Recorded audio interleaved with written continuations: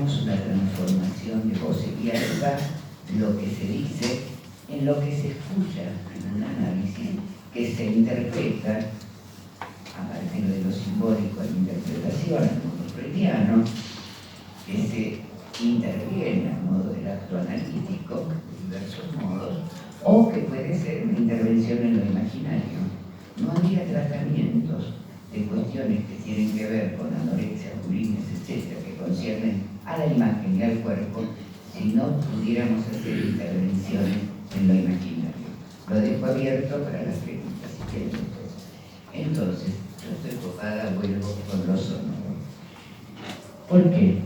Porque en la asociación libre que Freud nos enseñó a buscar, en el bla, bla, bla, bla, como dice Lacan, no esperamos un discurso que no sea un discurso en el sentido tradicional, sino un discurso, algo que cursa, que va discurriendo, es que en el bla, bla, bla, pero el bla, bla, bla está argumentado.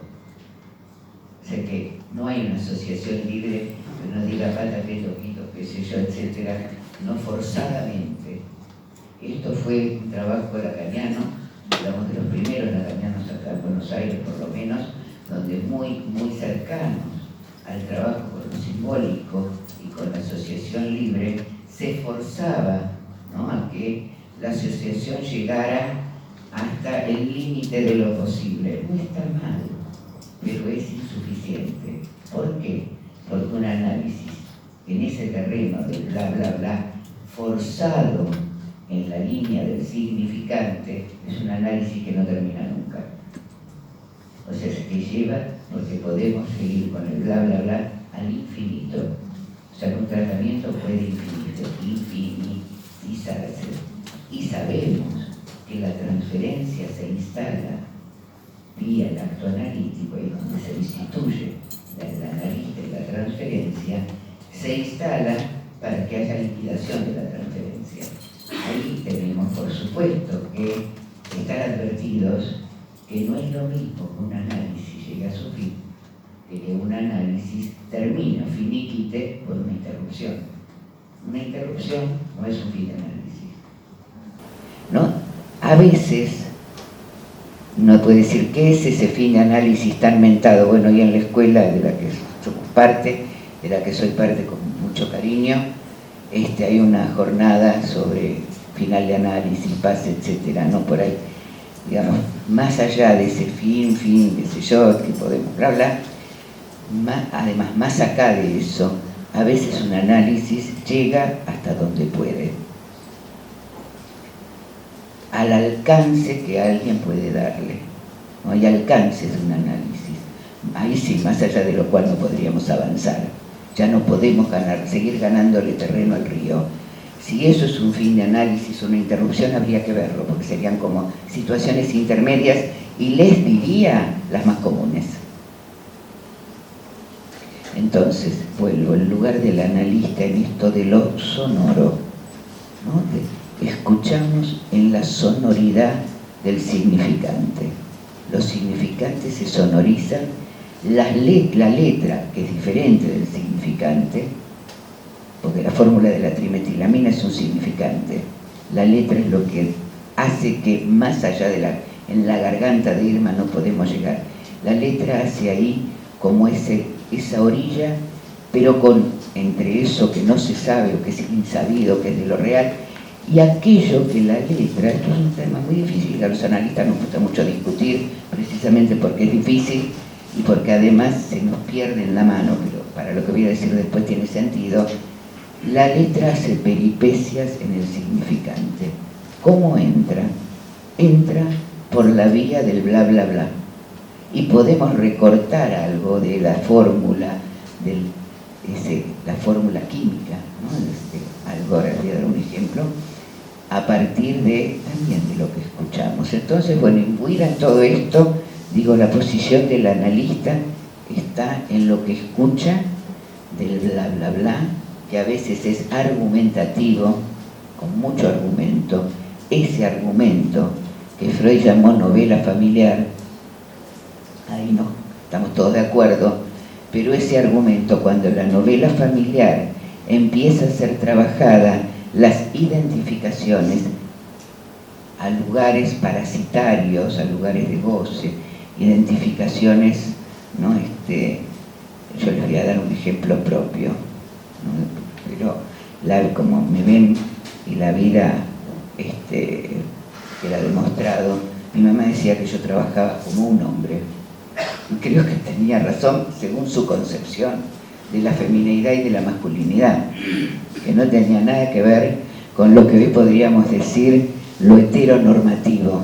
Es otra cosa, era de otra época, ¿no? Las mujeres hoy trabajamos en igualdad de condiciones, las mujeres, los hombres, los intersexuales, los trans, etcétera, etcétera.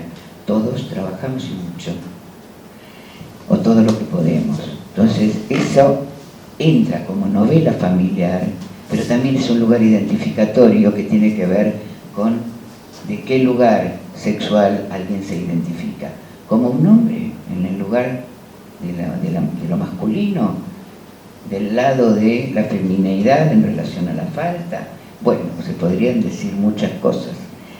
Entonces, la novela familiar y las identificaciones, esas fuertes que parasitan al sujeto, en la medida en que se trabaja, esto es el primer tiempo de un análisis, el de la novela familiar, lo que se va desnudando no es la novela, es el argumento y lo argumentativo del fantasma. Lo digo en 4 palabras. O sea que el argumento es lo fantasmático. En un adulto, Lacan dice solo una vez o dos en su obra, en la edad adulta. A mí me gusta esta idea de la edad adulta. O sea, seguramente después trabajo con chicos. Bueno, de lo dicho y el decir, en lo que se oye, escuchamos. ¿Pero qué escuchamos? Vuelvo. Voy a leer a Freud. En el Yo y el Ello, Freud propone: los restos verbales proceden esencialmente de percepciones acústicas. Freud habla de un inconsciente, del inconsciente, ya en el Yo y el Ello del 26, o sea que es un Freud avanzado, habla de las huellas némicas, de las que ya había hablado, de las huellas némicas, pero acá le agrega formada por percepciones acústicas, circunstancia que adscribe al sistema preconsciente un origen sensorial, sensitivo, especial. Sigue Freud: al principio podemos dejar a un lado como secundarios los componentes visuales, lo visto, lo deja como algo secundario, los de la representación verbal, adquiridos en la lectura. Fíjense que dice las primeras percepciones acústicas y lo otro adquirido en la lectura. O sea que, no sé qué quiere decir lectura, en la letra, en la lectura cuando aprendemos a leer y escribir, ¿no?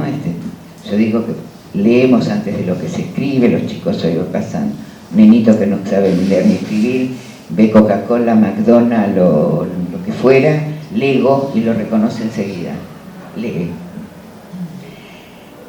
E igualmente los componentes de movimiento, ¿no? Que pueden acudir a lo inconsciente, los cuales desempeñan el papel de signos auxiliares. O sea que los restos verbales, el verbo, lo que se dice, procede esencialmente de percepciones acústicas. La palabra es pues esencialmente el resto mnémico, el resto memorioso de la palabra oída. No debemos negar o olvidar, llevados por una tendencia a la simplificación, que también puede haber restos mnémicos, ópticos o visuales de las cosas. Bien, muchos años después, o sea que recorto esto que es lo acústico. Cuando Claudia me propone el tema, estaba copada con esto, así que me van a disculpar, ¿no? Porque por ahí 2 meses más tarde o 2 meses antes me hubiera dado otro título, pero estaba ahí. Igual vamos a llegar a los niños, poco a poco. Lacan, en la conferencia, en la sección clínica ya mencionada del 75, dice: el inconsciente no es de Freud. ¿qué nos dice este hombre? Está loco. Que el inconsciente no es de Freud, que fue el que descubrió el inconsciente, que descubrió que no todo lo que sabemos lo sabemos, que hay algo que sabemos que no sabemos, y que eso que no sabemos, lo insabido, determina prácticamente nuestra vida cotidiana, nuestros lapsus, equívocos y aún nuestras elecciones de objeto, ¿no? Es decir, la elección del objeto amoroso, ¿no? Es inconsciente determinante, les diría, de la organización vital, ¿no? De la angustia, del síntoma. Pero Lacan dice que era un fanfarrón, ya lo sabemos. Yo lo quiero mucho, pero un poquito anda aparte. Por lo menos en el barrio le hubieran dicho eso, pero así, tirar el sombrero y hacer toda una serie de ademanes y qué sé yo. Le gritaba, busquen en YouTube alguna de las conferencias de él que están en vivo y van a ver cómo gritaba al público. Bueno, cosa de él. Acá me gusta más el barrio, acá hablamos más diferente, más cerquita de la gente. El inconsciente, dice, no es de Freud, hace falta que lo diga, el inconsciente es de Lacan. ¿Qué quiere decir que es de Lacan? ¿Que él lo inventó? No. Que Lacan trabajó el inconsciente de tal modo que pueda ser escuchado a partir del significante y no solo como Freud trabajó la representación de cosa o la representación de palabra. En este punto me parece que está la frontera entre Freud y Lacan, porque significante, cadena significante, asociaciones significantes, no es lo mismo que la representación inconsciente de Freud. Y metáfora y metonimia tampoco es lo mismo que condensación y desplazamiento, aun cuando tengan puntos en común. En este sentido, hace falta que lo diga Lacan, dice, habla del inconsciente que se escucha. Freud no siempre. Eso no impide que el campo en el que me desenvuelvo sea freudiano. Pero avanzamos. Para cada uno, dice Lacan, no se sabe por qué vía algo camina de esas primeras palabras escuchadas que hace que cada quien tenga su inconsciente. Vuelvo al título.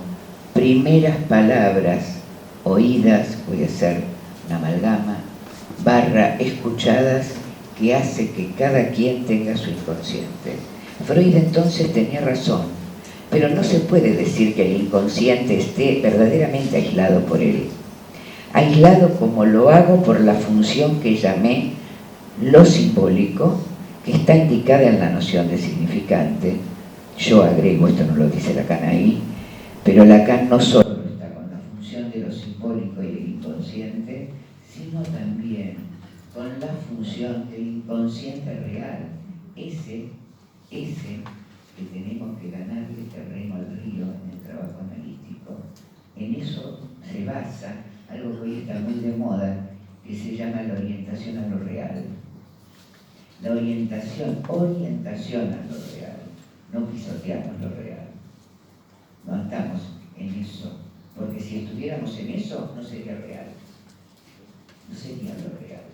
La orientación a lo real es nuestro trabajo cotidiano de ganarle terreno al río, a la pata inconsciente, al goce particular del inconsciente, tal como lo podemos definir también, ese goce al que vamos a avanzar, goces parasitarios, esos que nos hacen mal, esos que nos mantienen pegados a situaciones muy dolorosas, a veces verdaderamente traumáticas, ¿no? Y de las que ni siquiera tenemos el menor registro, salvo por cierta resonancia en el cuerpo que llamamos angustia. En ese punto nuestra tarea no es solamente el bla bla bla, es el bla bla bla que nos conduce a ganarle terreno al río de ese insabido real. Si es muy difícil, después me preguntan y se lo vuelvo de otra manera. Suponer que la clínica psicoanalítica es eso y ellos que se consagran a ella.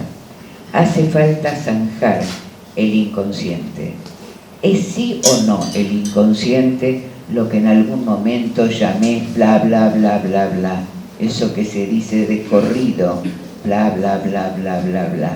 Pero se dice de corrido, que es lo que tenemos que escuchar, aun cuando esté novelizado y argumentado. Por eso es difícil.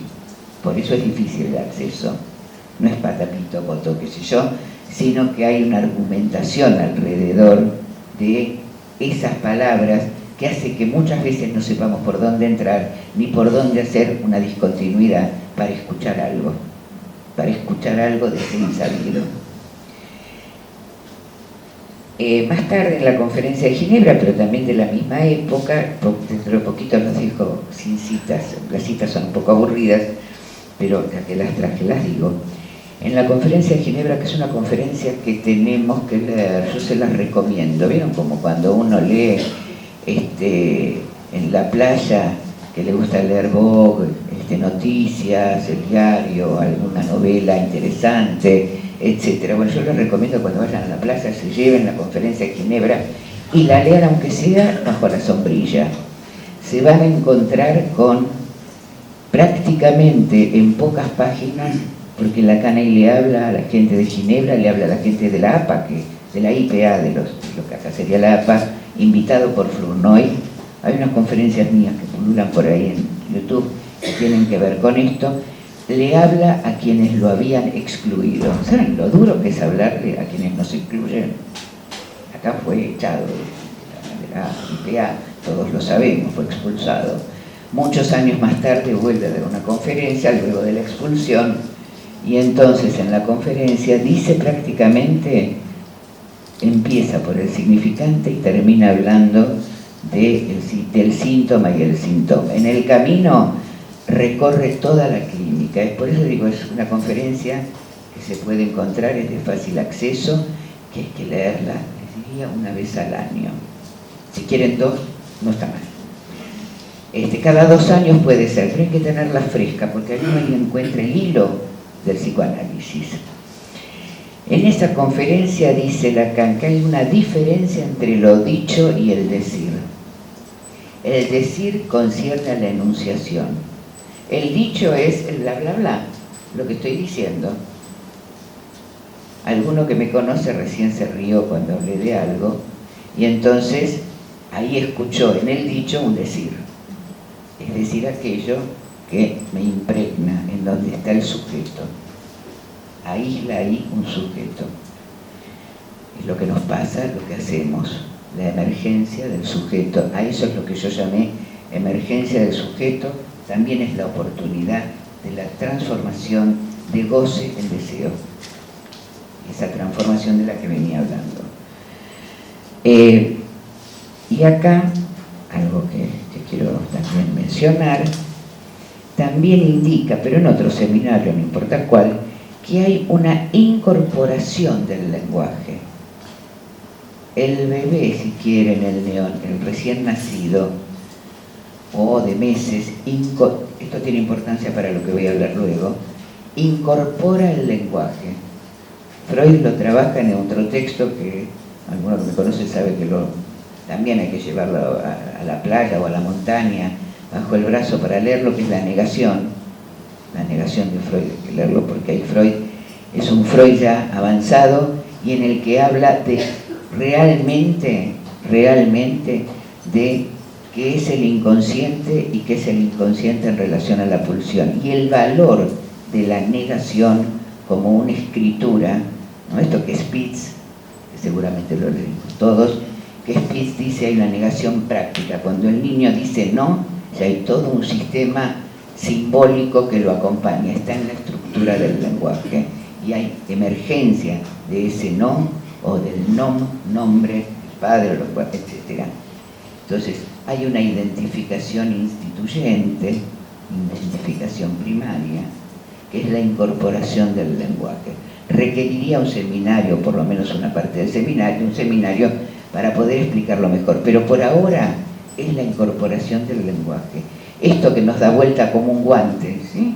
Y que es donde no había, hay magma del lenguaje, pero todavía no hay un recorte significante.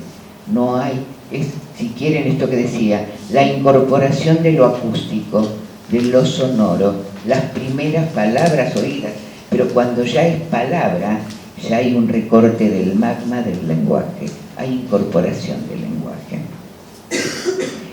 Agrego, el significante lo inventa cada uno. No hay incorporación del significante del otro, salvo en un mimetismo. Pero aún así, aun cuando nos transmitan la lengua materna, esa que arrulla entre gritos y susurros, me gusta decirlo, porque no siempre son susurros. Bien sabemos los que trabajamos con niños que a veces es un griterío y que a veces es muy duro y que a veces esa lengua que se transmite entre madre y bebé puede estar plagada de odio y no solo de susurros y cariños. Entonces, ahí nos incorpora un significante, el lapsus, el equívoco, la palabra dicha, si quieren, como el signorelia, lo inventa el sujeto. Si yo un día sueño con las jirafas de Juanito, ya que lo comenté, las jirafas de Juanito ya no son el graf de Juanito, son mis jirafas. Y esas mis jirafas, ¿no? Algo que ya nunca voy a alcanzar, si quieren, la altura de una jirafa, me hubiera encantado, hubiera sido otra cosa mi vida, pero no. Entonces, digamos, ya no serían el patronímico de Juanito, habría algo en relación a el sueño del soñante. Bien, ahí está el sujeto, escuchamos a ese sujeto. Si viene un paciente y dice que soñó con analista, que tengo analista, entonces dice soñé con la jirafa de Juanito, porque el graf de una era alta y entonces tiene que ver con mi mamá. Yo no podría decir, soñó con Juanito, sin lugar a dudas, pero la interpretación no va a ser a la jirafa de Juanito, es al sujeto soñante. Entonces, no se trata solo de lo dicho por los padres, vamos a entrar ahora en los niños, que es un tema que me interesa mucho. No se trata de lo dicho por los padres, sino que es por el sonido de lo dicho que adviene la lengua del sujeto, las jirafas de ese sujeto. El sujeto, y acá podríamos decir el bebé, el niñito chiquito, sí, ¿por qué no? Sí, recorta del ruido de la lengua algo que lo va a seguir recortando y que lo va a habitar como su lengua, como lo que será su bla bla bla. En la cana eso llamó la langue, la lengua, etc. Pero en todo caso va a ser parte de su bla bla, eso que recorta de lo dicho de los padres. Hay una frase que es lo que me llevó a esto, a pensarlo, de Lacan, de la Conferencia de Ginebra, que dice exactamente esto. No se trata de lo dicho, sino también de lo que se escucha.